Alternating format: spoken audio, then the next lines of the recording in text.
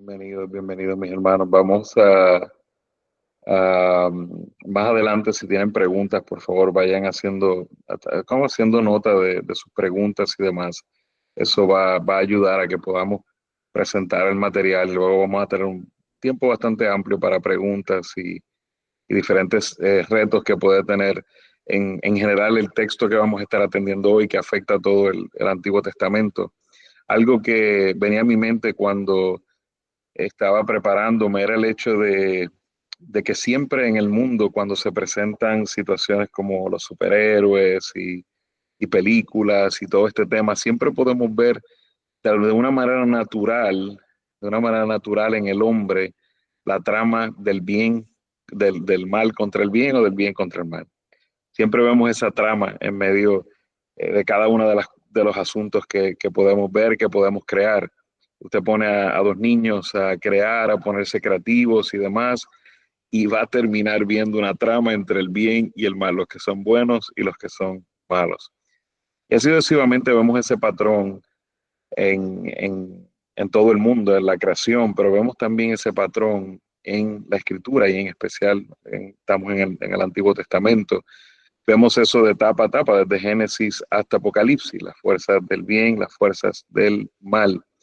Y, y quisiera que leyéramos juntos Génesis capítulo 3, versículos 15 al 16. Si usted tiene una Biblia ahí conmigo, acompáñeme a leer Génesis 3, 15 al 16, porque todo lo que vamos a estar hablando hoy tiene que ver con esta porción, con este texto, y vamos a ir a varios textos, al libro de Génesis, al Antiguo Testamento, aún en el Nuevo Testamento, y queremos ver lo que es el protoevangelio y lo que conocemos como las dos simientes.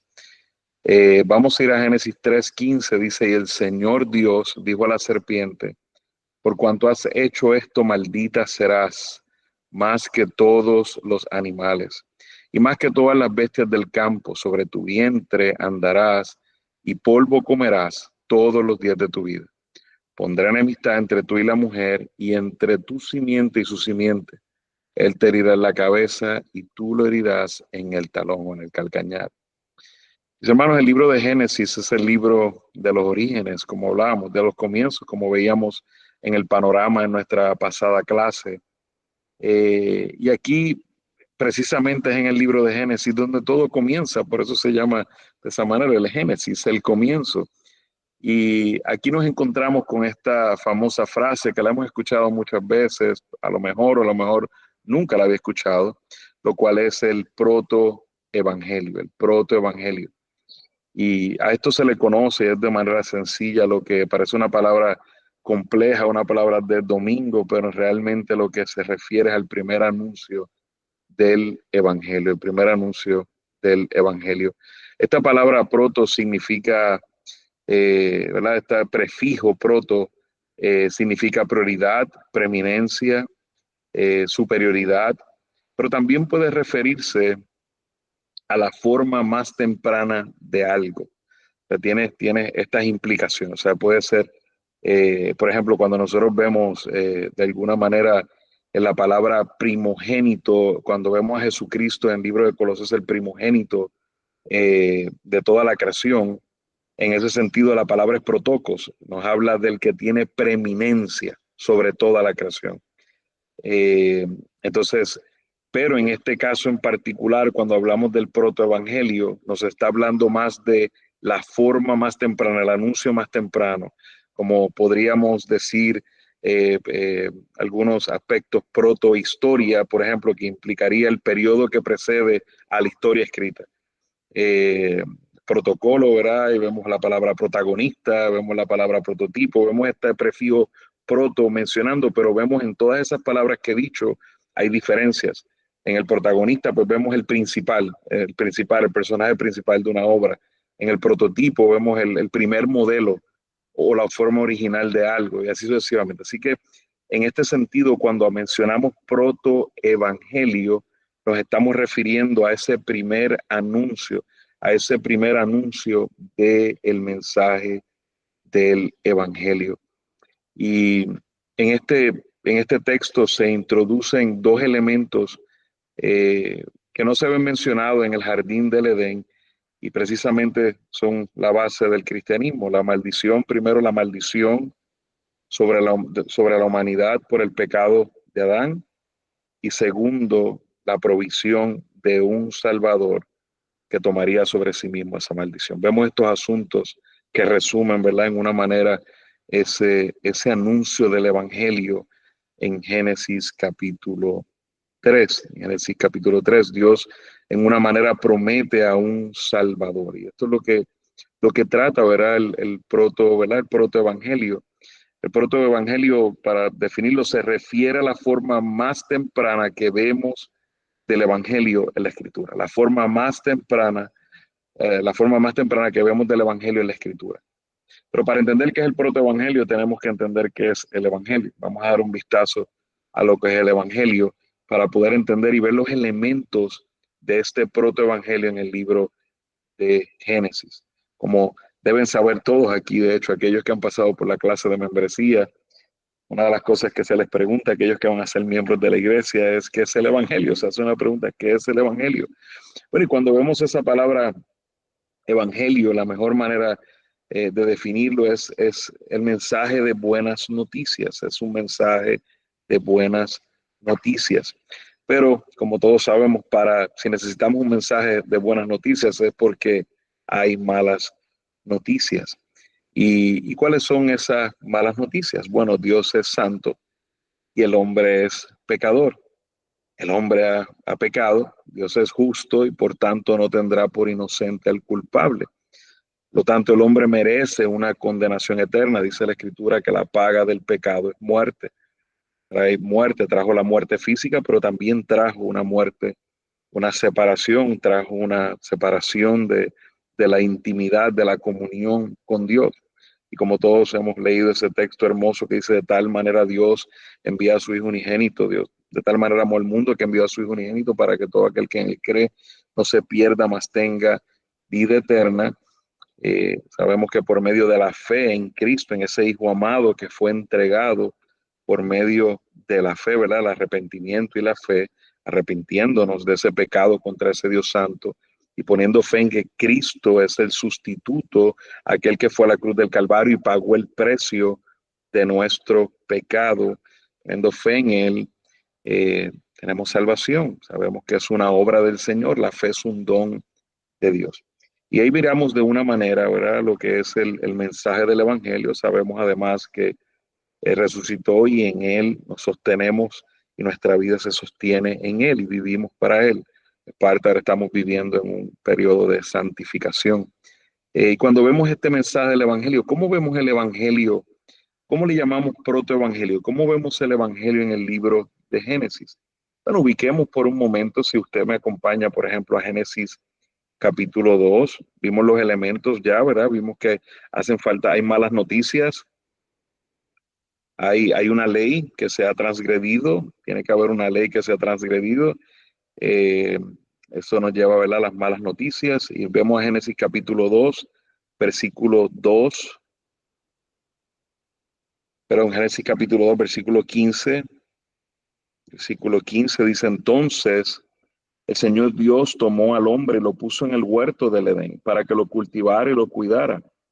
Y ordenó el Señor Dios al hombre diciendo, de todo árbol del huerto podrás comer, pero del árbol del conocimiento del bien y el mal no comerás, porque el día que de él comas ciertamente morirás. Vemos la ley de Dios establecida, la ley que había sido establecida hasta ese momento, y vemos claramente la sentencia que Dios había dictado en quebrantar este mandato. Vemos las malas noticias.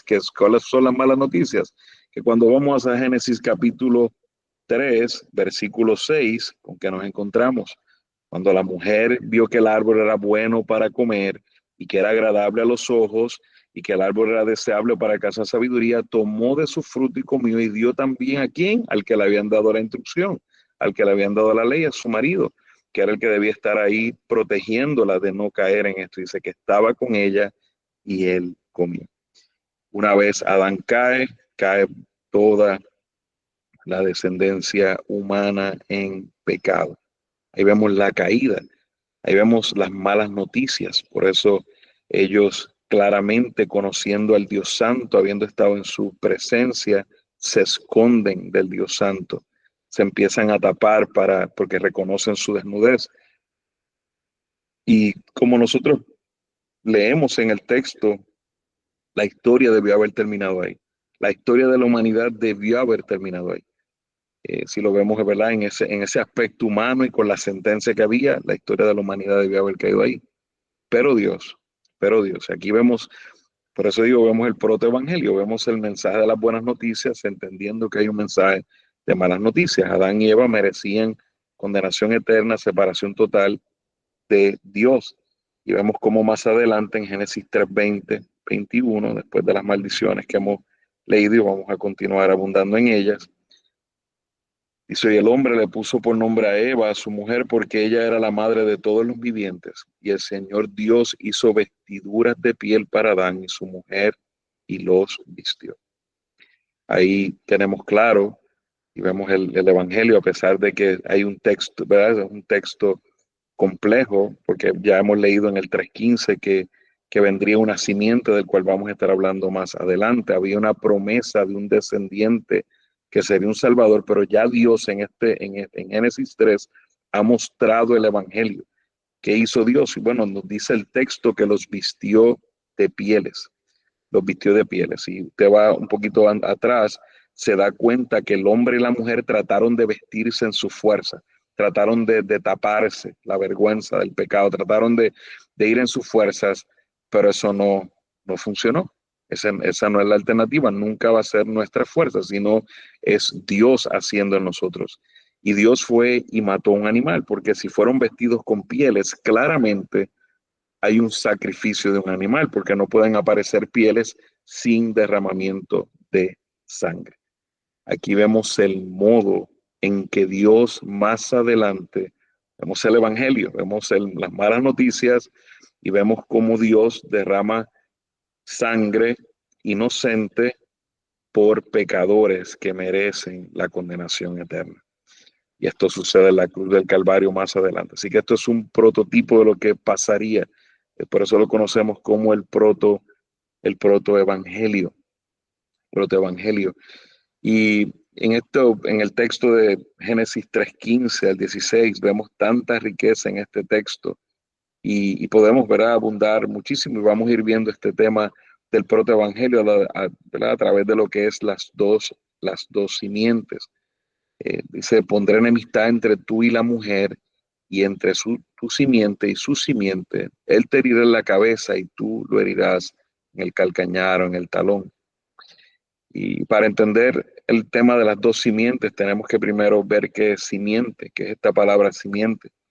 Y esta palabra simiente implica una semilla. De hecho, la palabra hebrea es cera. Es cera. Cuando nosotros vaya conmigo a Génesis 1:11. Vaya conmigo a Génesis 1:11. En Génesis 1:11 nos dice: y dijo Dios, produzca la tierra vegetación, hierbas que den semilla. Y vemos la palabra cera.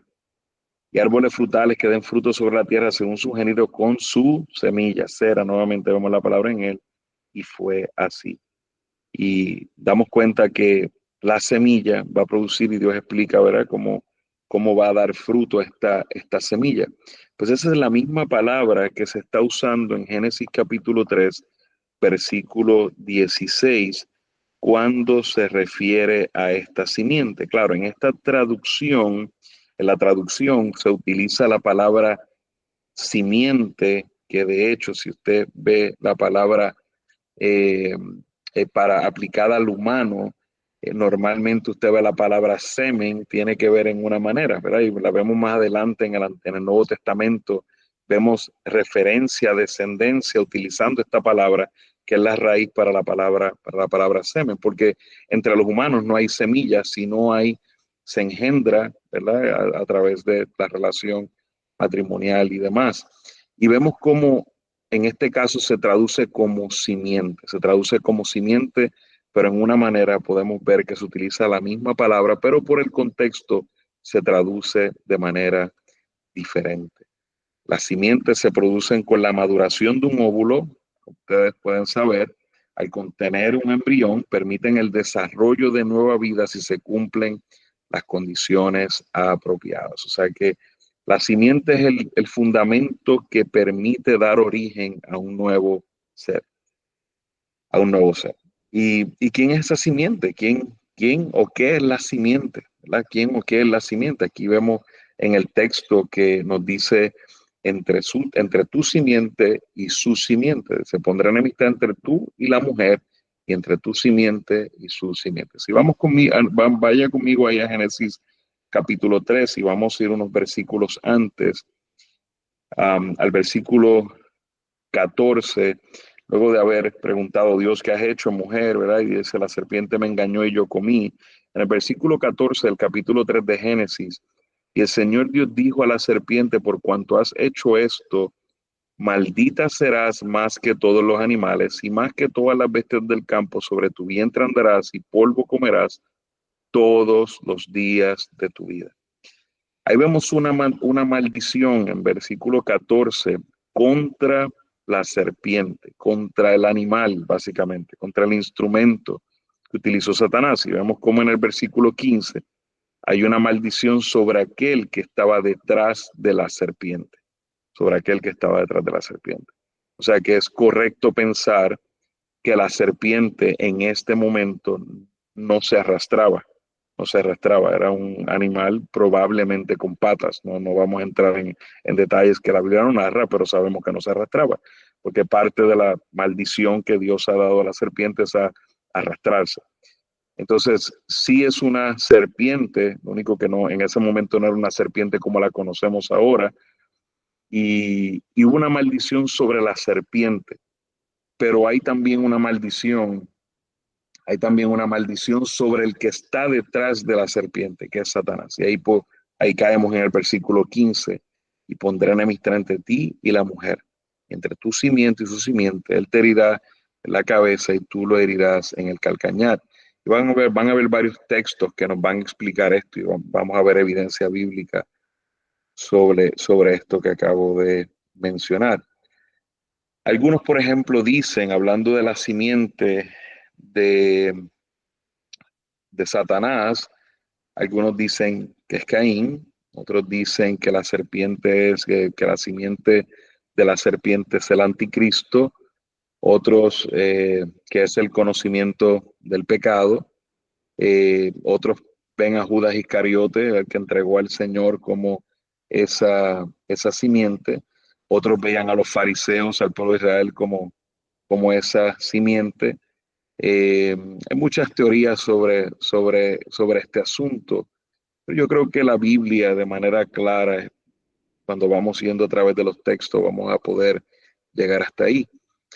Y Génesis presenta muy rápido, en Génesis capítulo 4, presenta de una manera cómo se ve esta simiente. ¿Quién realmente es esta simiente? ¿A qué podemos llamar esta simiente? Vemos en el capítulo 4 cuando Eva da a luz un varón, y dice en el versículo 1 del capítulo 4, nos dice, y el hombre conoció a Eva, su mujer, y ella concibió y dio luz a Caín, y dijo, he adquirido varón con la ayuda del Señor. He adquirido varón con la ayuda del Señor. Toma en consideración que hay una promesa de de un descendiente que sería el Salvador. De ahí en adelante, una de las cosas que sucede en todo el Antiguo Testamento, que hablamos un poco anteriormente, la clase de panorama, pero algo que es importante recalcar, el hecho de que toda mujer judía, claro, en este caso todavía no se llamaban hebreos, no se llamaban judíos todavía, pero toda descendencia de Adán esperaba a un Salvador. Todo parto podría ser una posibilidad para que el descendiente, el Salvador prometido, llegara. Vemos como el corazón de Eva de una manera se alegra y dice, he tenido varón con la ayuda del Señor. Y vemos ese gozo, por eso vemos cuán difícil en el Antiguo Testamento cuando la mujer no tenía hijos. Era un tema grave. Usted ve todos los pecados cometían cuando una mujer no podía tener hijos, entregaba una de sus siervas, todo el asunto. Claro, nosotros no lo entendemos porque estamos en un contexto histórico totalmente diferente, pero en este contexto, toda mujer descendiente de Adán tenía una promesa de que podía traer al mundo a este descendiente, a esta simiente. Claro, damos cuenta a través del Antiguo Testamento que ese descendiente va aclarándose a través de cada libro, a través de la historia del pueblo de Dios. Por eso Génesis termina diciendo sería de la tribu de Judá, y luego más adelante nos damos cuenta que sería un descendiente de David, y continúa, ¿verdad?, en esa línea, ¿verdad?, de Abraham, de Judá, y por ahí continúa la línea. Entonces vemos que el Antiguo Testamento es tan profundo con el tema de las genealogías, porque desde aquí se está esperando un descendiente que sería el Salvador. Eva ve a Caín y dice, podría ser este. Y también nace su hermano Abel. Y dice el texto, y aconteció que al transcurrir el tiempo, Caín trajo al Señor una ofrenda del fruto de la tierra. También Abel por su parte trajo de los primogénitos de sus ovejas, de la grosura de los mismos. Y el Señor miró con agrado a Abel y a su ofrenda, pero Caín en su ofrenda no miró con agrado. Y Caín se enojó mucho y su semblante se demudó. Algo importante en esta porción que acabo de leer es que Dios había dado instrucciones de cómo debía ser el sacrificio. No podemos pensar que Caín fue en una manera inocente y lo que valen son las intenciones. No, no, no. Abel, Adán y Eva habían visto lo que Dios había hecho. Nosotros no podemos entrar en detalles que la Biblia no entra, pero sí podemos ver claramente que Dios sacrificó a un animal como sacrificio. Y si Dios se desagradó, ¿cómo Abel hizo un sacrificio de un cordero? Claro, porque sus padres le enseñaron lo que agradaba a Dios. Por eso es que es enfática de que Dios se desagradó de la ofrenda de Caín. Eso lo podemos decir con total tranquilidad porque eso lo dice el texto, lo cual nos indica, y tenemos que hacer un análisis en el contexto, nos indica de que había instrucciones en cuanto a lo que agradaba a Dios en cuanto al sacrificio. Caín termina, como ustedes saben, matando a su hermano Abel por envidia, dice, Caín dijo a su hermano Abel, vayamos al campo, y aconteció que cuando estaban en el campo, Caín se levantó contra su hermano Abel y lo mató, Entonces, ya aquí vemos de una manera la simiente, la descendencia de Satanás. Vemos en una manera la descendencia de Satanás. Y también vemos, y cuando miramos, y porque a veces pueden haber estos debates, porque nos dice claramente en el libro de Gálatas, nos explica, lo vamos a leer en breve, de que esa simiente es Cristo. Esa simiente no dice en plural, sino que dice esa simiente es Cristo. Pero de una manera u otra, de manera general, todos nosotros somos parte de esa simiente. Los que estamos en Cristo representamos esa simiente. O sea que de una manera podemos decir que Caín no es de la simiente de Cristo, sino que es de la simiente de Satanás. Vemos que Caín representa lo que es la simiente de Satanás. Y esto lo vamos a ver a través de todo el Antiguo Testamento. Lo vamos a ver a través de todo el Antiguo Testamento cuando, por ejemplo, miramos a Jacob, a Esaú, vemos lo mismo, vemos un contraste, vemos dos simientes. Y esto es una guerra. De hecho, cuando dice la palabra enemistad, esa palabra en ocasiones es traducida como guerra. O sea, hay una guerra, una enemistad entre la simiente de Satanás y la simiente de la mujer. Es una guerra campal que hay en todo momento. Caín demostró ser de la línea de la serpiente que inicialmente parecía ganar ventaja. Y claro, el juicio de Dios fue sobre Caín y le dijo, ahora pues, maldito eres de la tierra. Caín hizo lo que su padre eh, biológico hizo, pero también hizo lo que su padre espiritual hizo. ¿Y quién es su padre espiritual? Es Satanás. Caín fue la cabeza de esa línea de la serpiente Y más adelante nos damos cuenta que en el capítulo 5 en Génesis hay un nuevo comienzo. Abel ha muerto y ahora nos narra en el capítulo 5. Este es el libro de las generaciones de Adán. El día que Dios creó al hombre, a semejanza de Dios lo hizo. Varón y hembra los creó y los bendijo y los llamó. Adán los llamó Adán el día que fueron creados. Cuando Adán había vivido 130 años, engendró un hijo a su semejanza, conforme a su imagen, y le puso por nombre Set. Es interesante como vemos el texto en el versículo 1, cuando nos aclara de que cuando Dios crea a Adán, lo crea a su imagen y semejanza. Pero ahora en el versículo 3 nos menciona y dice, Adán engendró un hijo a su semejanza. Ya una semejanza distorsionada por el pecado, una semejanza distorsionada por el pecado. Pero aquí vemos cómo a través de esta simiente, a través de Set, podemos seguir más adelante mirando cómo Set representa la simiente ¿verdad? La simiente prometida, la simiente del Salvador, la simiente de Eva. Y vemos cómo Eva dio a luz, ¿verdad? A Abel, y dice, a Set le nació también un hijo y le puso por nombre Enos. Ahora nos damos cuenta que toda la genealogía, ya Caín quedó fuera del panorama en una manera. Cuando digo fuera del panorama, es que ya no es el personaje principal, ya ahora las luces del escenario no están sobre Caín. Caín, de hecho, se aleja y después nos damos cuenta más adelante como uno de los, ¿verdad? De los hijos de Noé aún cae como es uno de los hijos, perdón, antes del diluvio, los hijos de Caín empiezan a dañar la tierra. O sea, que no es que sale de la escena, pero lo que quiero decir es, no es el énfasis.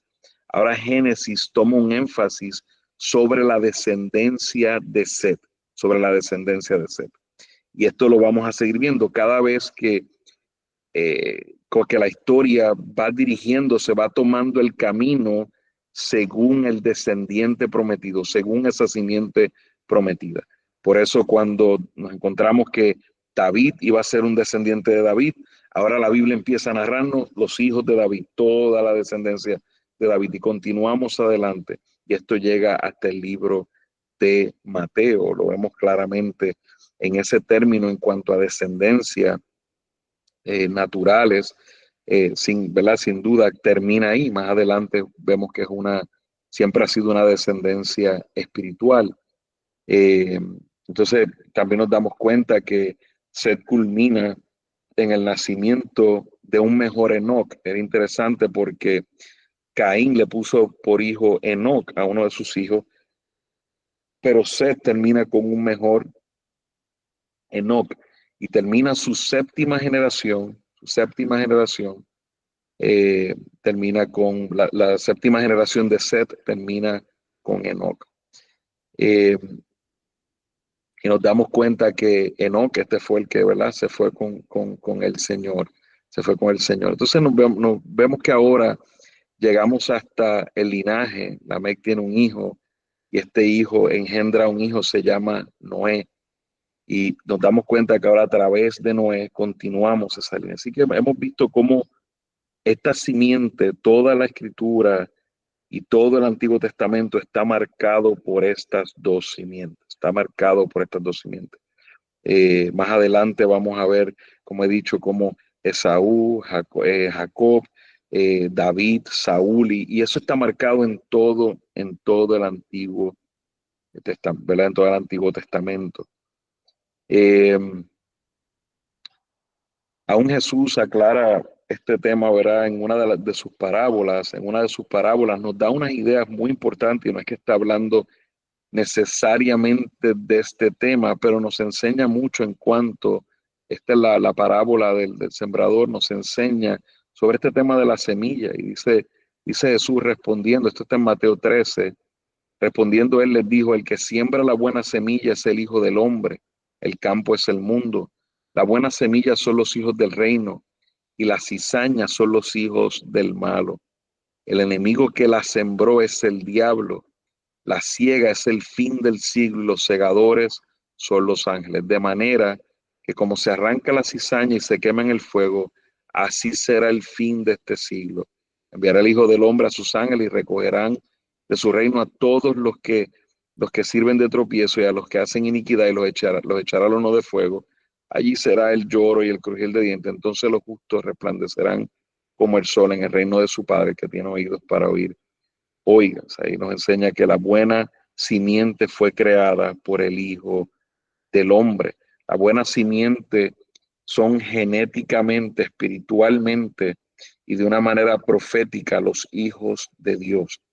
Esa es la buena simiente, que viene de esa simiente, que es esa simiente prometida de la mujer, que es Cristo. Todos los que estamos en Cristo somos parte de esa simiente. Sin embargo, como decía la parábola, la cizaña es la simiente de la serpiente. Son los hijos genéticos y espirituales de Satanás. Cuando nosotros miramos algunos textos en el Nuevo Testamento, nos aclara en cierta manera cómo, por ejemplo, Juan el Bautista le dijo a los fariseos, camada, generación de víboras. Ahí se utiliza la palabra también generación, en una parte se utiliza también como un sinónimo de descendencia de víboras. Jesús también los llama a ellos generación de víboras. De hecho, si usted va, por ejemplo, al libro de Juan, capítulo 8, y va conmigo al versículo 44, más adelante en el 37, perdón, dice, Jesús le dice, sé que sois descendientes de Abraham. O sea, Jesús entendía que había una descendencia natural de parte de Abraham. Ellos eran hijos de Abraham en la carne, pero esto no era importante realmente, porque en este mundo hay solo dos simientes. Está la simiente de Cristo y está la simiente de Satanás, es todo lo que hay. Y él le dice, yo sé que son descendientes en la carne de Abraham, sin embargo procuráis matarme porque mi palabra no tiene cabida en vosotros. Eh, y vemos más adelante en el versículo 44, Jesús los arremete contra ellos y les dice, soy de vuestro padre el diablo y queréis hacer los deseos de vuestro padre. Él fue un homicida desde el principio. Vemos que hay una base atrás hacia Génesis nuevamente. Dice, él fue un homicida desde el principio y no se ha mantenido en la verdad porque no hay verdad en él. Cuando habla mentira, habla de su propia naturaleza porque es mentiroso y el padre de la mentira. Jesús les dice, ustedes espiritualmente son de la simiente de Satanás. Ustedes espiritualmente son de la simiente de Satanás. Esta descendencia de Satanás, de la serpiente, son las fuerzas demoníacas, todos esos demonios caídos, esos ángeles caídos, se llaman demonios, y también las personas que siguen a Satanás y cumplen su voluntad. Todo eso puede ser llamado la simiente de Satanás. Como he dicho, Jesús no escatimó en dejarles saber, ustedes son de esa simiente. Por eso cuando vemos en Juan capítulo 3, tan importante esa conversación con Nicodemo, y sé que lo llevo a través de varios versos bíblicos, pero todo esto es importante para poder, ¿verdad?, entender este tema de la simiente. Y algo importante que debemos entender es que Eva, siendo la madre de todos los vivientes, todos los humanos, todos de una manera nacemos en pecado, nacemos marcados por el pecado, o sea que nacemos siendo parte de esta simiente humanamente y físicamente hablando. Somos parte de esta simiente de Satanás. Satanás de una manera alteró la semejanza del hombre, alteró al hombre con el pecado. Y de hecho, cuando nos damos cuenta, Satanás siempre quiso alterar todo para que el descendiente nunca naciera, vamos a ponerlo de esa manera. Él estaba buscando alterar absolutamente todo, por eso eran las mezclas, como mezclaba los pueblos, los matrimonios. Ustedes ven cómo Dios detestaba el hecho de que los judíos se casaran con otras mujeres que no fueran las de su pueblo, de su tribu. O sea, había un asunto importante en esto y nosotros decimos, pero Pero ¿por qué Dios hace eso? Si está ahora, le está mandando a divorciarse, pero si él ha dicho que no al divorcio. Bueno, porque ellos entraron en esta relación en pecado, deshonrando totalmente al Señor. Y no, porque era importante este tema, ¿verdad? De la simiente. Y vamos como Satanás tratando de alterar todo. Y de una manera, todos los seres humanos nacemos con esta imagen, esta semejanza dañada. Y como ahora en la conversación con Nicodemo, el mismo Jesús le dice a Nicodemo, en verdad te digo, en el versículo 5 del capítulo 3, en verdad te digo que el que no nace de agua y del Espíritu no puede entrar en el reino de Dios. Lo que es nacido de la carne, carne es, y lo que es nacido del Espíritu, Espíritu es. Tiene que haber un nacimiento espiritual, un nacimiento espiritual. Y ese nacimiento espiritual es la evidencia de que somos de la simiente de Cristo, que somos de la simiente de Cristo. Un escogido desde antes de la fundación del mundo va a nacer de nuevo, va a nacer de nuevo. No va a heredar el reino de Cristo en la carne sin un nacimiento espiritual. Es imposible, no puede. Tiene que haber un nacimiento de lo alto, un nuevo nacimiento, nuevo nacimiento. Eh, Satanás siempre será el enemigo de la humanidad. Desde ahí en Génesis capítulo 3, versículo 15 al 16, damos cuenta que esta enemistad, esta guerra, perdurará hasta que Satanás sea finalmente destruido, hasta que Satanás sea finalmente destruido. Pero esta enemistad continuará, continuará.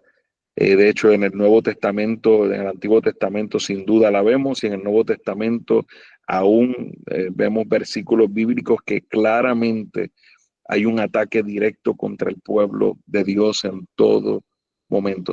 Satanás estará en continua guerra con los elegidos de Dios, entendiendo que es una batalla entre el bien y el mal. Efesios 6:12 dice, porque nuestra lucha no es contra sangre y carne, sino contra principados y potestades, contra los poderes de este mundo de tinieblas, contra las fuerzas espirituales de maldad en las regiones celestes. Ahora bien, este texto contiene el texto de Génesis capítulo 3, versículo 16, además de que existirá esta enemistad que podríamos decir es una guerra, es un buen sinónimo para poder describir esto, esta enemistad entre la simiente de Satanás y la simiente de la mujer. Hay dos promesas, hay dos profecías mesiánicas que se cumplen en Cristo. Lo primero es que dice, Él te herirá en la cabeza. Él te herirá en la cabeza. Es decir, que hablando de la simiente de la mujer aplastará la cabeza de la serpiente. Y esto sí, acuérdense que hay una transición, hay una maldición a la serpiente físicamente hablando, pero ahora en el versículo 16 la maldición es contra Satanás. O sea que cuando se habla de aplastar la cabeza, no está hablando en un sentido físico, no es que Jesús va físicamente a pisar la cabeza, sino está hablando en el sentido de la destrucción de Satanás. Usted mata una culebra de esa misma, una serpiente de esa misma manera, aplastando la cabeza, aplasta la cabeza, se acaba la culebra, en la serpiente. Entonces, en ese caso, vemos cómo está hablando en sentido, en un simbolismo de que la simiente Jesús aplastaría la cabeza de la serpiente. Y aclara, ¿verdad?, que la simiente de la mujer es más que la humanidad en general. Es un individuo que representa a toda la humanidad, ¿verdad? Y en este caso a los creyentes que han sido salvados. Es una promesa de victoria sobre Satanás. La descendencia de la mujer es Jesús. Es lo que dice Gálatas 3:15 al 16. Y este texto es clave, es muy importante, porque, mis hermanos, y esto es importante que lo entendamos, el Nuevo Testamento, el Nuevo Testamento es la luz que necesita el Antiguo Testamento para ser entendido. El Antiguo Testamento sin el Nuevo Testamento podemos ver, pero como en sombras, y es necesario la revelación del Nuevo Testamento. No estoy diciendo que el Antiguo Testamento no se puede entender, no se puede entender, pero el entendimiento, como diría en esta generación, high definition, lo da cuando lo vemos y entendemos, y el Nuevo Testamento le da luz al Antiguo Testamento. O sea que es imposible estudiar la Escritura por separado. Decir, vamos a estudiar el Antiguo Testamento y vamos a obviar el Nuevo Testamento. Sería quitarle luz, la luz del Antiguo Testamento para entenderlo. Mire cómo el apóstol Pablo hace un comentario acerca de este tema en Gálatas 3, versículos 15 y 16. Hermanos, hablo en términos humanos. Un pacto, aunque sea humano, una vez ratificado, nadie lo invalida ni le añade condiciones. Ahora bien, las promesas fueron hechas a Abraham y a su descendencia. No dice y a las descendencias, como refiriéndose a muchas, sino más bien a una. Y a tu descendencia, es decir, Cristo, ¿verdad? Y aquí está hablando del pacto abrámico, porque esta promesa, la descendencia, como volvemos a decir, fue también confirmada a Abraham, ¿verdad? Vemos la descendencia de Adán, vemos más adelante la descendencia de Noé, vemos ahora más adelante la descendencia de Abraham.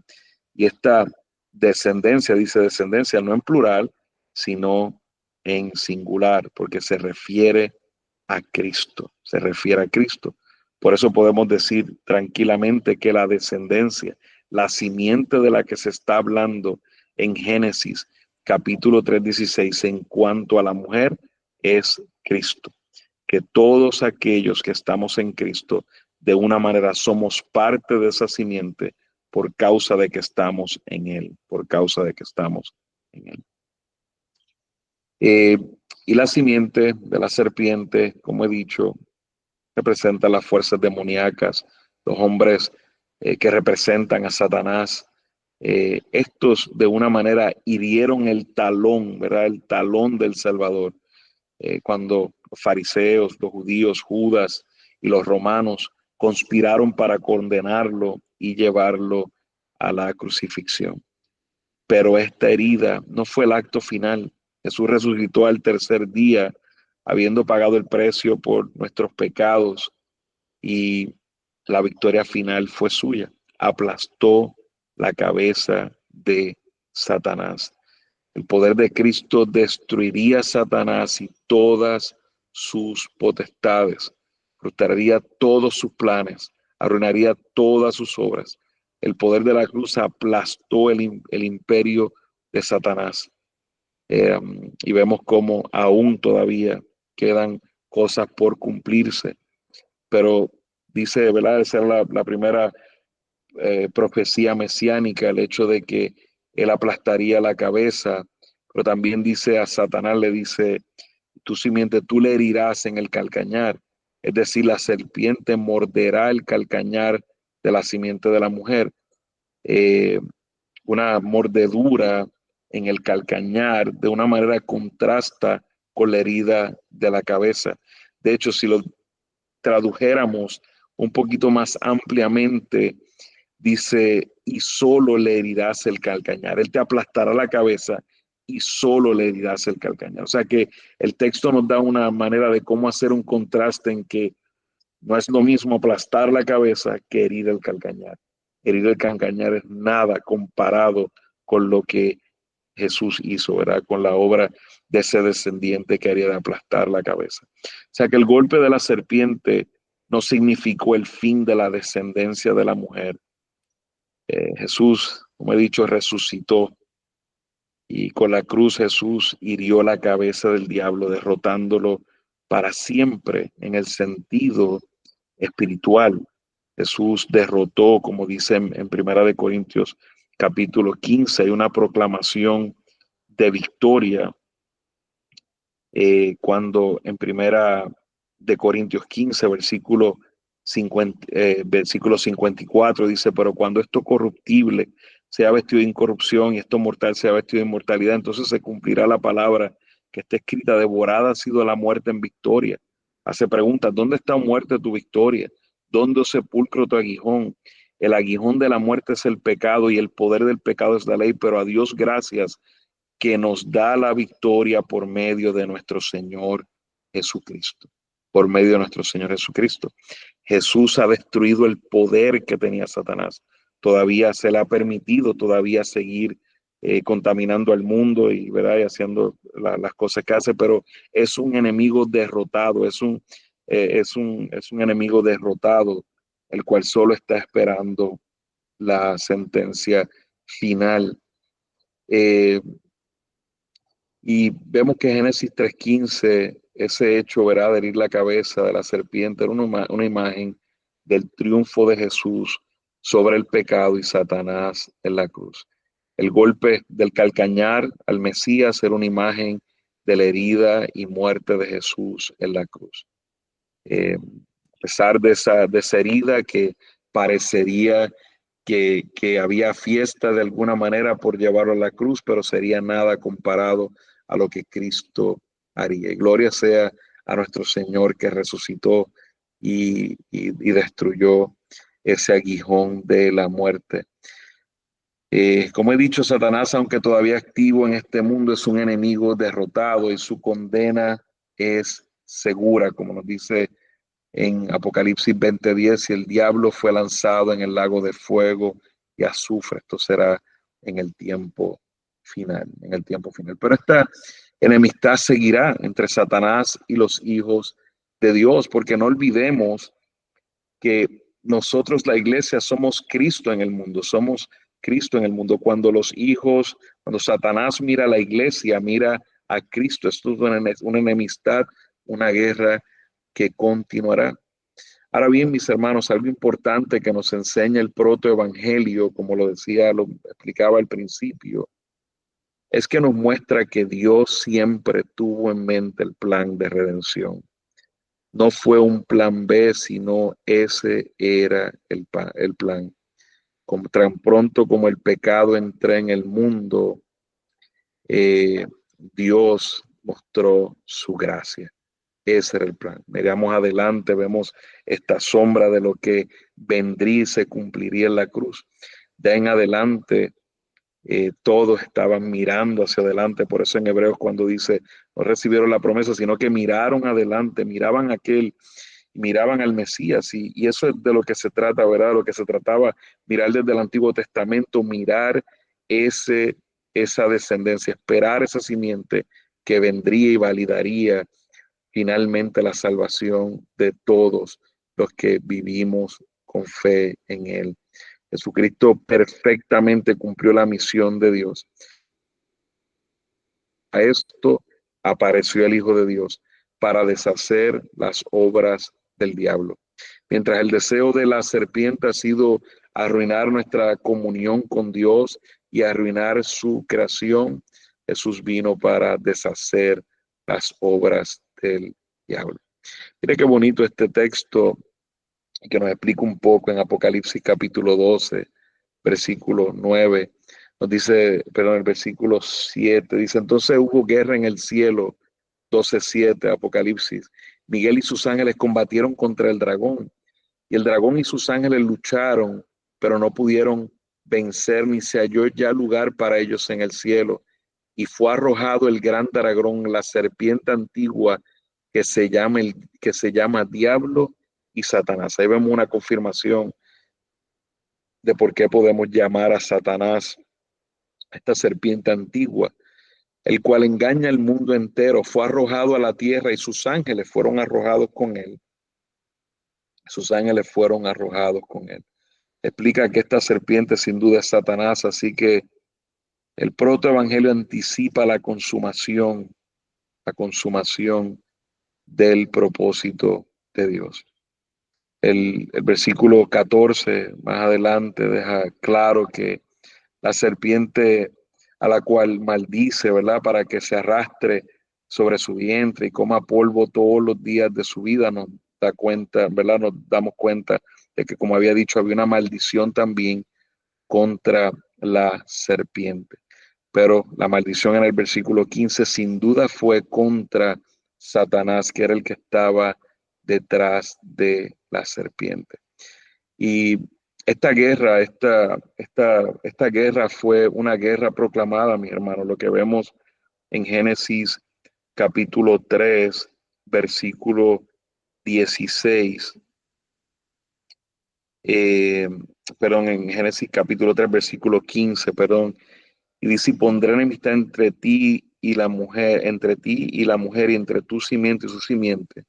Dice, hermanos, es una guerra proclamada. Nosotros estamos en guerra, o sea, no, es una guerra proclamada. Va a haber una enemistad hasta que todo sea cumplido, hasta que todo sea cumplido. Y tenemos que mirar todo lo que se ha escrito en la escritura, de alguna manera regresa a este texto nuevamente. Es como miramos el texto nuevamente, miramos lo que pasó con Esaú y Jacob y podemos regresar aquí, vemos que la misma lucha entre Abel y Caín, vemos las dos simientes, una lucha constante. Vemos ahora la iglesia y vemos como el mundo, de igual manera, el simiente del mundo queriendo desaparecer a la iglesia si fuera posible. Es una guerra constante. Así que la guerra fue proclamada. Nosotros los cristianos debemos vivir entendiendo que estamos en una guerra, que no es liviano. Esto va a continuar hasta que Satanás finalmente, totalmente sea destruido. Eh, como dije, Abel y Caín, Noé y los demonios queriendo alterar la simiente de la mujer, Isaac e Ismael, Jacob y Esaú, Moisés y Faraón, David y Saúl, y continuar, podemos continuar. Dice Hebreos 2:15 que Cristo, precisamente encarnado, cuando sufrió y murió por las almas, ¿verdad?, de los hombres, dice Hebreos 2:14 al 15. Así que por cuanto los hijos participan de carne y sangre, también Jesús participó de lo mismo, para anular mediante la muerte el poder de aquel que tenía el poder de la muerte, es decir, el diablo, y librar a los que por el temor de la muerte estaban sujetos a esclavitud durante toda la vida. Pero Jesús aplastó, ese que tenía el poder de la muerte, fue aplastado con su resurrección. Como dije, en primera de Juan 3:8, el Hijo de Dios se manifestó para destruir las obras del diablo. Hay un texto bonito con el cual quiero terminar para poder recibir preguntas y demás. Sé que van a haber varias. En Romanos 16:20 vemos de una manera una alusión a ese protoevangelio. Cuando el apóstol Pablo escribe en Romanos 16:20, el Dios de paz aplastará pronto a Satanás debajo de los pies de ustedes. Eso, todavía nosotros de una manera tenemos los efectos de una naturaleza pecaminosa. Eso que hizo Satanás en el jardín del Edén tiene repercusiones sobre nosotros hoy. Nosotros no hay nadie que nos acuse, no hay nadie que pueda separarnos de Cristo. Estamos seguros en Cristo, pero todavía hay repercusiones porque todavía luchamos con el pecado. Eso sin duda aquí en este momento que tenemos juntos, todos podemos decir lo mismo. Todos somos sacudidos por el pecado. Así que esa simiente que está en guerra con nosotros aún todavía, a pesar de que no tiene poder sobre nosotros, porque estamos en Cristo, las secuelas de lo que sucedió nos afecta todavía hoy. Y por eso el apóstol Pablo escribe, ya Cristo aplastó la cabeza, aplastó a aquel que tenía el poder de la muerte. Y por eso nos llama más que vencedores. Somos vencedores porque estamos en Cristo, estamos con el que venció. Pero todavía en este tiempo tenemos esos destellos de ese pecado y de alguna manera de la simiente de Satanás. Todavía quedan algunos rastros en nosotros por el pecado. Pero mire qué bonito dice el apóstol Pablo, y el Dios de paz aplastará pronto a Satanás debajo de los pies de ustedes. Hermano, eso se cumplirá perfectamente cuando nosotros resucitemos y ya no tengamos ninguna relación con el pecado. Gloria a nuestro Señor Jesús, primicia de la resurrección. Y como Él resucitó, nosotros también resucitaremos. El apóstol nos recordó que gracias a la victoria de Jesús sobre nuestro adversario, Nosotros somos más que vencedores, sin nada que pueda separarnos de su amor. A Él sea la gloria y la honra. Así que vamos a tomar un tiempo para contestar algunas preguntas sobre este tema, que sé que pueden ser bastantes. Podemos tomar por lo menos alguna media hora para esto. Adelante, mi hermano. Si tienen preguntas, comentarios, cosas que quieran añadir en confianza, mis hermanos. Pastor, hay dos preguntas en el chat. La Ok. primera pregunta es de la hermana Mildred Reyes, que Ajá. pregunta que si quizás por el versículo que había leído anteriormente sobre la simiente, si hoy día los judíos tienen muchos hijos por esa razón. Eh, sí, hay varios elementos el por qué los judíos tienen muchos hijos, pero sí, en parte sí.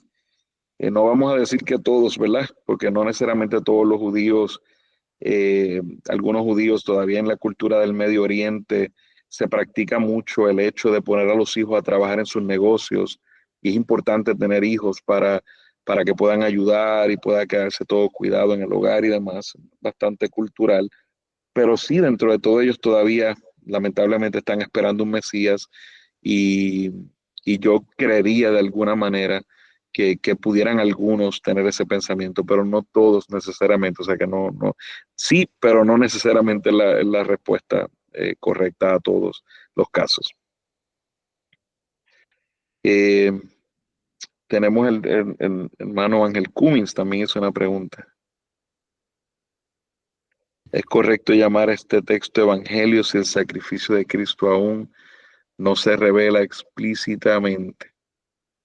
Eh, sí, bueno, cuando nosotros miramos, por eso esa palabra, por eso utilizamos protoevangelio. No es que, o sea, todavía que Cristo tenía que ir a la cruz del Calvario, eso quiero dejarlo bien claro. O sea, si Cristo no hubiera ido a la cruz del Calvario, estaríamos todavía, nuestros pecados no han sido, ¿verdad? No han sido, nuestra salvación no ha sido validada. O sea, cuando nosotros miramos adelante y miramos cómo se salvaron los del Antiguo Testamento, es porque la palabra de Dios nos falla. O sea, los santos del Antiguo Testamento miraban adelante y estas sombras, como lo fue el tabernáculo, lo fue este sacrificio que acabo de hablar y demás, era su fe estaba en que el Señor proveería. Fíjate, lo vemos más claramente en la historia de Abraham, cuando Abraham va a sacrificar a Isaac, que yo prediqué, hablé sobre esto en la iglesia en algún momento en el sermón. Cuando Abraham va a sacrificar a Isaac, eh, en una manera es un prototipo de Cristo. Era lo que representaba y estaba pasando ahí es que el padre estaba sacrificando al hijo. Lo que precisamente ¿cómo es? Iba a pasar más adelante. Y ahí nos damos cuenta que Abraham tuvo fe y dijo, Jehová Jireh, Dios proveerá. O sea que no podemos decir de una manera que su salvación, cómo es que su salvación estaba validada, vamos a ponerlo así, eh, pero sí Dios contó su fe por justicia, como dice el texto, miró adelante a ese descendiente esperado que Dios prometió y confió en él. O sea, y habiendo aclarado eso, sí podemos llamar el Evangelio porque ya la revelación la tenemos completa. Si no tuviéramos la revelación completa, estamos mirando en sombra. Pero al traer el Nuevo Testamento y darle luz a este texto, podemos ver el Evangelio ahí. Ahora sí lo podemos ver claramente. Eh, no sé si me expliqué bien, Ángel, espero que me haya explicado bien. O sea, no, ahora lo podemos llamar así porque ya pasó y aconteció. Y podemos ver todos los elementos, pero el santo del Antiguo Testamento confiaba en Dios y la revelación fue revelándose poco a poco, o sea, no tenía todo el entendimiento. Por eso, de hecho, me gustaría leer en Hebreos para decir específicamente cómo lo dice en Romanos, en Hebreos capítulo 11, perdón. En Hebreos capítulo 11 dice, ajá, a buscar aquí.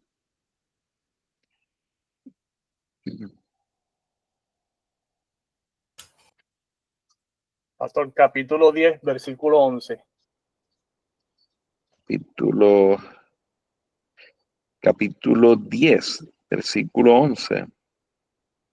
Creo que no estoy buscando déjame ver, no es el 10, es el 11, y a lo mejor es el 10, a lo mejor es el 10, déjame ver, aquí, no, un poquito más adelante, ok, en el 13, perdón, en el 13. Dice, capítulo 11, versículo 13, todos estos murieron en fe, sin haber recibido las promesas, pero habiéndolas visto y aceptado con gusto desde lejos, confesando que eran extranjeros y peregrinos sobre la tierra. O sea que habiendo visto y aceptado, ¿cómo lo veían? En la forma, en las sombras que tenían delante de ellos, y habiendo visto desde lejos, confesando, ¿verdad? Tenían fe en el Señor, o sea que confiaron en las promesas del Señor y demás. Pero sí, podemos llamarlo ahora el Evangelio porque Cristo fue a la cruz y vemos todos los elementos. De igual manera como podemos ver muchos textos en el Antiguo Testamento que claramente podemos ver el Evangelio en varios textos del Antiguo Testamento que no se podían ver tan claramente sin la revelación del nuevo pacto. Bueno, entonces estamos frente a un germen del Evangelio o a una simple alusión que cobra sentido solo a los del Nuevo Testamento. Eso no sé cómo definir esa palabra germen, Ángel, pero espero que haya explicado y con lo que expliqué a lo mejor haya sido entendido. Bueno, entonces Guillermo pregunta, bajo el antiguo pacto el sacerdote oficia de pie del altar día tras día ofreciendo los mismos sacrificios una y otra vez, los cuales nunca pueden quitar los pecados. Pero nuestro sumo sacerdote se ofreció a sí mismo a Dios como un solo sacrificio por los pecados, válido para siempre. Amén. Gloria sea el Señor. Alex Valdez, usando la nueva relación del nuevo pacto, podríamos concluir que en Génesis hay un pacto de obras con Adán. Hay un pacto de obras con Adán. Bueno, hermano, podemos ver sin duda que hay un pacto de obras el cual fue quebrantado definitivamente. Adán tenía la posibilidad de pecar o no pecar, es el único ser humano que ha tenido esa posibilidad. Y sí podemos ver los elementos de un pacto de obras. Dios le dijo, si haces esto, o sea, no debes hacer esto, no debes hacer tal, no debes hacer cual, y él hizo lo que no debía hacer. Podemos ver los elementos de un pacto de obras, es correcto. Harold tiene una inquietud, adelante, hermano. Hermanos, con respecto a las... sabemos que la palabra del Señor dice que somos concebidos en pecado, nacemos destituidos de la gloria de Dios. ¿Sí? Eso podemos decir que desde Adán y Eva se cumple cuando son concebidos Caín y Abel. ¿Sí? Podríamos decirlo así. En este caso, Caín y Abel nacen los dos destituidos de la gloria de Dios, pero es la obra de Abel la que acepta al Señor, más no la de Caín. Claro. Entonces, claro, no podríamos saber, no sé si Abel fue salvo, no. O sea, bueno, sí, sin duda Abel fue salvo y Abel representa la simiente, ¿verdad? De Cristo, porque la simiente que es Cristo, porque Abel confió y puso la fe en el Señor. Si vemos ahí su sacrificio, fue confiando y honrando al Señor y fue asesinado. Claro, no. O sea, según leemos el texto, podemos concluir que sí, Abel fue un escogido, Abel fue, y vemos el fruto de la fe que tenía en el Dios, en Dios, vemos el fruto de la fe. Claro. John, adelante, hermano querido. Hermano, buenas noches. No, simplemente con referencia a la pregunta que tal vez hacía Guillermo y la aclaración que hace Harold, y retomando lo que el pastor Héctor leía en Hebreos 11:13, en la parte final de esa porción bíblica, se aclara diciendo que, haciendo referencia a Abel, dice, no haciendo referencia a él, o sea, a muchos como él, que dice que estuvieron en la antigüedad, dice, confesando que eran extranjeros y peregrinos sobre la tierra, los que vivieron bajo esas promesas de las que usted hizo referencia. Entonces creería yo que sí, que ellos murieron confesando que eran extranjeros y peregrinos sobre la tierra, creyendo en el Señor. No, y aún Abel aparece en Hebreos 11 también, así que Abel es parte de, ¿verdad?, la salvación de Abel. Claro. Gracias, hermano Sócrates. Gracias, John, sí. Héctor, eso es correcto. De hecho, en Hebreos 11:4 claramente nos dice: por la fe Abel ofreció a Dios mejor sacrificio que Caín, por lo cual alcanzó el testimonio de que era justo, dando a Dios testimonio de su ofrenda, y por la fe, estando muerto, todavía habla. O sea, Abel sí alcanzó justicia porque ofreció sacrificio basado en la fe, no necesariamente una ofrenda, pero por la fe él hizo ese sacrificio, creyendo. La ofrenda fue el testimonio de que creyó. La ofrenda fue el testimonio de que creyó, definitivamente. Entonces, en ese aspecto, sí lo podemos decir con certeza, porque así lo dice la Escritura, y aún podríamos ver, aún sin el texto, claro, lo tenemos mejor todavía, pero aún sin el texto podemos ver la fe de Abel siguiendo y agradando al Señor en la manera en cómo él quería ser agradado. Que eso es lo que podemos ver en cada uno de nosotros, lo que podemos ver es el fruto de la salvación, realmente, de ser parte de la simiente de Cristo. Vemos el fruto de la naturaleza. Somos solamente dos familias en este mundo: la familia de Dios, la familia de Satanás. Eso es todo. Y la familia de Dios, representamos la naturaleza de Dios. La naturaleza de Satanás es representada por su simiente. ¿Qué otras preguntas pueden haber? No sé si tienen alguna pregunta, algún comentario. Adelante, hermano, adelante. Yo tengo una pregunta. La más difícil, vamos a darle. En acuerdo a estas dos simientes, podemos decir que la simiente de Satanás sería entonces aquella simiente que no ha sido escogida, y la simiente de la mujer, o la simiente que viene de Cristo, es aquella que fue predestinada desde antes de la fundación del mundo para ser salva. Sí, totalmente. Totalmente, y por eso la parte compleja es de que para nosotros los humanos, no para Dios ni no para la Escritura, o sea, la respuesta es sí, o sea, lo que estás diciendo, la respuesta es sí. Pero quiero explicar por qué es un poco complejo, porque cuando miramos de que Eva va a ser la madre de todos los vivientes, nos implica que somos descendientes de Eva, y los descendientes de Eva, no todos los descendientes de Eva somos de la simiente de Cristo. Los descendientes de Eva, solo aquellos que han sido escogidos. Por eso es que es un tema espiritual. Somos en una manera, ¿verdad? Porque somos como todos los hombres. Heredamos la naturaleza pecaminosa que heredamos de Adán y Eva. Heredamos esa naturaleza pecaminosa. O sea que de una manera todos nos formamos parte cuando nacemos. Somos concebidos en pecado. Somos parte de la simiente de este mundo. Somos parte de la simiente de Satanás, en una manera no definitiva, ¿verdad? Pero todos, por eso el apóstol Pablo escribe a los Efesios y dice: cuando éramos hijos de ira, lo mismo que los demás.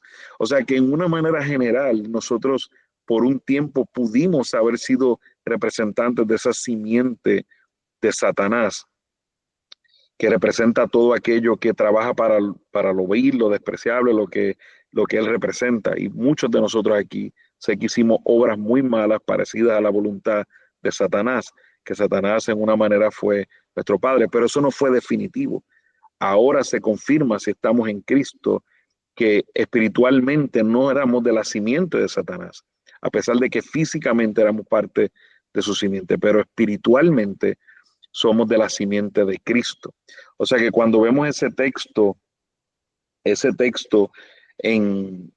¿verdad? En Génesis 3:15, tenemos que mirarlo de manera espiritual, Si lo miramos de manera humana y física, entonces básicamente todos somos, porque aún nosotros estando en Cristo, todos nosotros participamos del pecado todavía. Entonces, que de una manera, cuando participamos del pecado, aportamos como si fuéramos parte de la simiente de Satanás. O sea, que en ese sentido tenemos que tomar ese texto y a pesar de que hay unas verdades, ¿verdad?, materiales, físicas, pero realmente es un texto espiritual. Es un texto espiritual. Está hablando de simiente en sentido espiritual. Por eso el nacimiento de nosotros en Cristo es un nacimiento espiritual. Es un nacimiento espiritual que pronto será manifestado físicamente cuando resucitemos. Pero sí, podemos ver la soberanía de Dios en la salvación. Hay una simiente que ha sido escogida desde antes de la fundación del mundo y la escritura de hecho se trata del énfasis de esa simiente. Eso es lo que vemos en la escritura. ¿Quién más? Nubia, adelante. Pastor, ¿me escucha? Ajá. Sí, el que tentó a Eva, ¿verdad? Fue el diablo, pero usó una serpiente tal como, o sea, una serpiente. Era la serpiente, porque Dios castiga a la serpiente por haber ser utilizada por el diablo. ¿Cómo es eso? ¿Por qué Dios castiga a la serpiente? Si la serpiente realmente es un animal que no tiene conciencia. Claro. Y vemos que Satanás utiliza a la serpiente como un medio de maldad, ¿verdad? Como un medio de maldad. Y de una manera, ¿verdad? No voy a entrar, ¿verdad? En cómo es, en el detalle que desconozco. Pero la maldición a la serpiente nos queda a todos nosotros como un símbolo. Nos queda a todos nosotros como un símbolo. Es interesante, fíjate, que este animal, cuando vemos la serpiente, por alguna razón es uno de los animales más detestables de la humanidad, ¿verdad? No creo que haya tanta gente, son muy pocos los diría yo, los que están tomando por ahí serpiente y todo este tema. Pero sí, hay algo directamente contra la serpiente. Y lo sabemos porque tenemos un animal que se llama serpiente y se arrastra sobre su pecho. De una manera la serpiente sirvió como un medio. No podemos tomarlo como que la serpiente tenía razonamiento, la serpiente tenía absolutamente nada de eso, porque no, ¿verdad? No lo dice el texto y sabemos que la serpiente es un animal, punto. Pero sí, en una manera nos queda a nosotros como un símbolo que nos recuerda lo que pasó en el jardín del Edén. De una manera quedó claramente cuando nosotros vemos una serpiente en una manera y vemos cómo actúa, vemos cómo funciona la serpiente. Si estudiamos de hecho la serpiente, nos damos cuenta nos acuerda de lo que pasó y cómo fue Eva engañada, cómo fue Adán engañado en medio de todo esto. O sea que no debemos mirar a la serpiente como que tenía una razón o tenía un... No, la serpiente era un animal, fue tomada y poseída por Satanás para lograr hacer eso. Nosotros no tenemos detalles necesariamente, ¿verdad?, de que la serpiente, qué capacidades podía tener la serpiente. Sabemos que no humanas, definitivamente. No podríamos entrar en esos detalles porque sería especular, pero sí lo veo de una manera como un símbolo. De la igual manera, por ejemplo, nosotros miramos a pesar de que ahora voy a usar el caso de un humano, cuando nosotros mencionamos a Judas es un hombre como muchos otros. Judas fue poseído por Satanás para lograr su cometido. Y nosotros mencionamos Judas y para nosotros es un recuerdo de aquel que entregó al Señor. Si yo le digo Judas a alguien aquí en esta llamada, va a ser algo fuerte, a ver si me llamaste un Judas.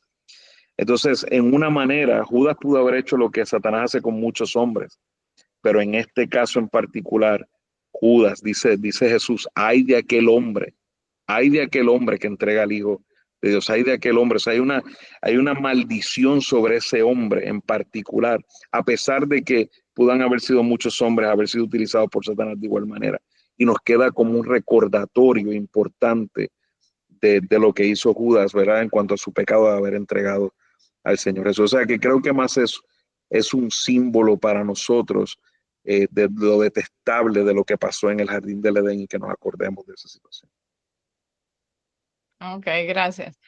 No, cuando usted ahí menciona a Judas, sí, estaba poseído por el diablo, ¿verdad? Sí, Pero a sí. la misma vez, sí, pero a la misma vez, yo creo que era también él tuvo responsabilidad. Es como muchas veces los Sí, pastores claro. cuando predican acerca, siempre dicen, la gente le quiere echar siempre las culpas al diablo, ¿verdad? Sí, Pero no, claro. realmente sí había como culpa en él, me imagino yo. Totalmente, sí, totalmente. Sí, no, y por eso te digo, en este caso voy a usar un humano, por eso, ¿verdad? Aclaré, porque no es el mismo caso, pero sí es el mismo caso en el sentido de lo que representa Judas para nosotros. Y lo que quiere hacer Dios con nosotros es el hecho del castigo sobre toda la creación que fue utilizada para ese pecado, es que nosotros tengamos un énfasis, no quedó nadie libre. O sea, por eso, por ejemplo, si tú me dices, Dios fue y le dijo a Saúl, destrúyelos a todos, mata a las vacas, mata a todo el mundo. ¿Qué culpa tenían las vacas de lo que había hecho? ¿Qué estaba diciendo Dios? No quiero acordarme de nada de lo que tenga que ver con esa gente. Absolutamente nada. No es que las vacas tenían ninguna culpa, absolutamente ninguna culpa. Era simplemente que Dios quería dejar claro para nosotros de que no deberíamos mezclarnos, ¿verdad? Ellos no debían haberse mezclado con ellos con absolutamente nada. Y esto es lo que sucede. De esa manera es que vemos bien el tema de la serpiente. Ok, gracias. Gracias. Claro, claro. Dímelo. Ahora me la va a complicar Samuel. No te lo quiero complicar. Referente a ese mismo caso de Judas que estabas hablando, vemos que durante la fiesta de la Pascua dice que Satanás entró en Judas, pero ya le había acordado de antemano vender a Jesús. O sea, la maldad ya estaba en él. La maldad ya venía en él, ya él venía. Satanás lo que hizo fue sobresaltar la maldad que ya había en él. La mala intención ya estaba ahí. En el caso de la serpiente, aunque no tenemos muchos datos, nos dice el verso 1 del capítulo 3 que era más astuta que todos los demás animales. Algo vio Satanás en ese animal que decidió tomar ese y parece que la serpiente no puso mucha resistencia tampoco. Algo había ahí y que Satanás tomó provecho de esa situación. Claro. Sí, entonces en ese ¿Qué resistencia iba a poder un animal que no tiene, porque nosotros lo vimos justamente en antropología, ¿verdad? Que en antropología, esa es la diferencia en que hay entre un animal y un hombre, que los hombres, que el animal no piensa. Claro. Nosotros justamente podemos pensar. Entonces, claro, me imagino de alguna manera que había un tipo de relación con la serpiente, como probablemente en nuestro contexto tendríamos con un perro, que son astutos. O sea, los vemos dentro de los animales, nosotros vemos un perro como algo astuto, o sea, si lo comparamos con otro tipo de animales. Y había una relación especial a lo mejor con este tipo de animal que había ganado la confianza de Eva, pero no porque lo había razonado, simplemente porque Dios en su instinto lo había creado de esa manera. Y o sea que volvemos, no es la serpiente no era un animal, no tenía raciocinio, simplemente la manera en que Dios la creó, y qué bueno que Samuel trae ese punto, porque es como decía, es el hecho de que al Satanás utilizarla como un instrumento, lo que Dios creó bueno, Satanás lo utilizó como instrumento, Dios quería resaltar y quería dejar claro todo lo que pasó y cómo dio el pecado que pasó en ese momento, y eso es parte de. a lo mejor la serpiente antes se veía como un animalito cute. Sí. Entonces, entonces Eva, él entró por ahí, mira qué tal, ¿no? Definitivamente podríamos decir que Por se eso veía. que después lo hicieron arrastrarse para que no le fuéramos a prestar más atención. Claro. Definitivamente estoy seguro que era un animal atractivo, porque obviamente le iba a recibirlo, aún que al hablar a todos esos asuntos. ¿Sí?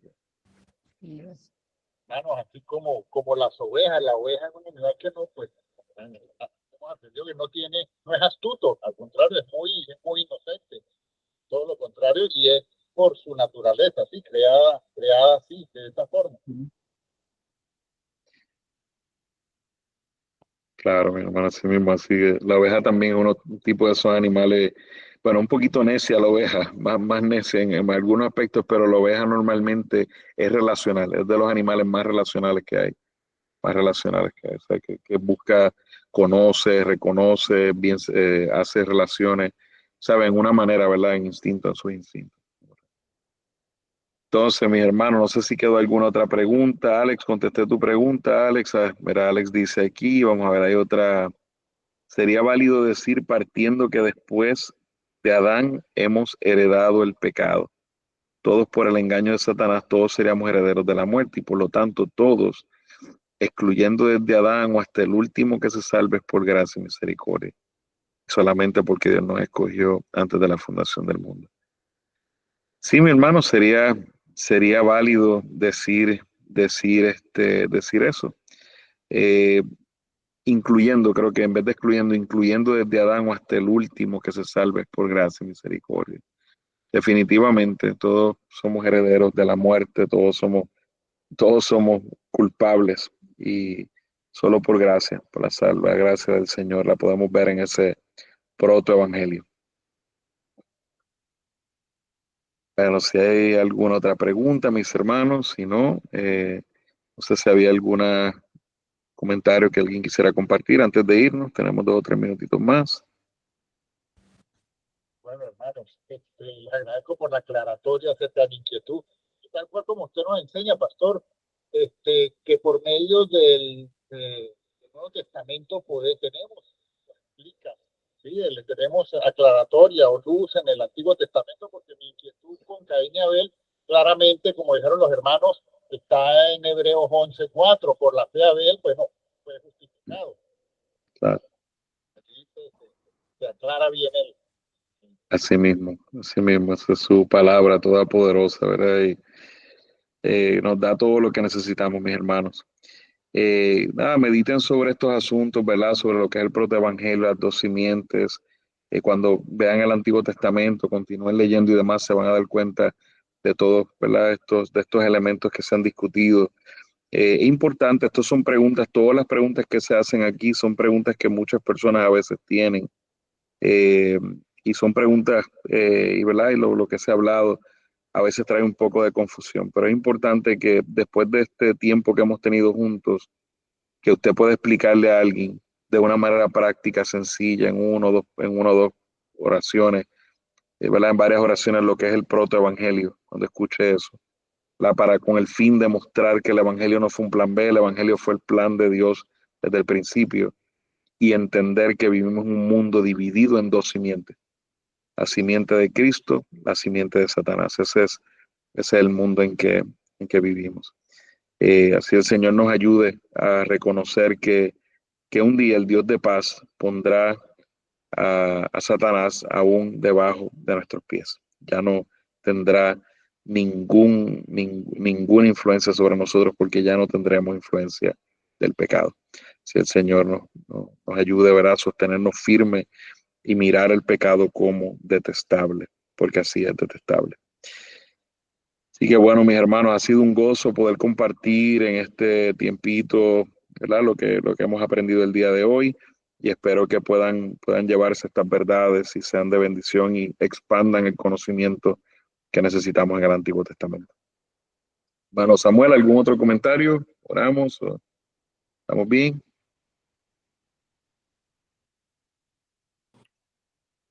Yo tengo un comentario jocoso. Mildred, dígame, hermanita, claro que sí. Que hoy día con razón nadie le pone Judas a los hijos. Y si le pusieran Judas sería complicadito, ¿verdad? Como que... Así que... Y de hecho es interesante que había un Judas que era bueno, o sea, que había uno de los apóstoles que era Judas que era bueno, así que... Pero se dejan llevar como como la serpiente, que la ven como algo atroz y malo, pues así mismo ese nombre, dicen ponerle Judas, lo que van a pensar es en Judas Iscariote, nadie le va a poner Judas a nadie. Así mismo, eso es correcto. Amén, estudiantes, recuerden el RAE, que ya está por entregarse, y nos vemos en las próximas 2 semanas. Perfecto, permítanme orar antes de irnos, mis hermanos. Si cualquier duda, cualquier pregunta que se haya quedado en confianza me pueden escribir y con gusto ahí le contestamos. Bueno, oramos. Padre eterno, Señor amado, Padre eterno, que tienes control de todas las cosas, Señor, nos gozamos que en esta noche hemos indagado un poco más en tu palabra, hemos visto estas verdades sobre, Señor, sobre cómo miras el pecado, cómo detestas el pecado, Señor, cómo el pecado nos separó de ti, Señor, cómo este pecado de Adán y Eva fue grave, Señor, ante tus ojos, afectando toda la humanidad, Señor.